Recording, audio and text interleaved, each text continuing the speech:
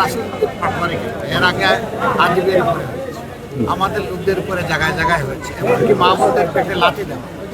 আমরা সবাইকে অনুরোধ করবো এটার নাম রাজনীতি নয়, এটা অপসংস্কৃতি, রাজনীতির নাম এখান থেকে বের হয়ে আসে। কিন্তু যদি না আসে জনগণ অনেক সচেতন, জনগণের চোখ খুব খারাপ তির্যকভাবে গিয়ে পড়ে। যিনি সীমা লঙ্ঘন করবেন তাকে জনগণ অতীতে ক্ষমা করে নেই, এবারও করবে।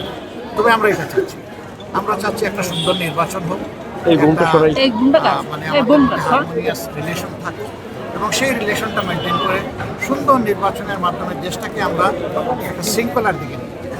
আর এখনই যদি আমরা মারামারি করি, বিভিন্ন ধরনের ঝগড়ায় লিপ্ত হই, তাহলে আগামীতে ঐক্যবদ্ধ বাংলাদেশ হবে।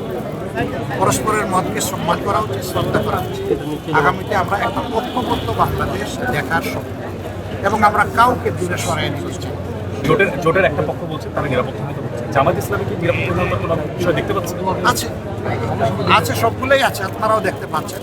তবে আমরা চেষ্টা করছি, আমরা কিছু প্রতিকার পেয়েছি, একেবারে পাই নাই তেমন, তবে আরও অনেক প্রয়োজন আছে। কর্তৃপক্ষকে তাদের দায়িত্ব যথাযথভাবে পালন করতে হবে।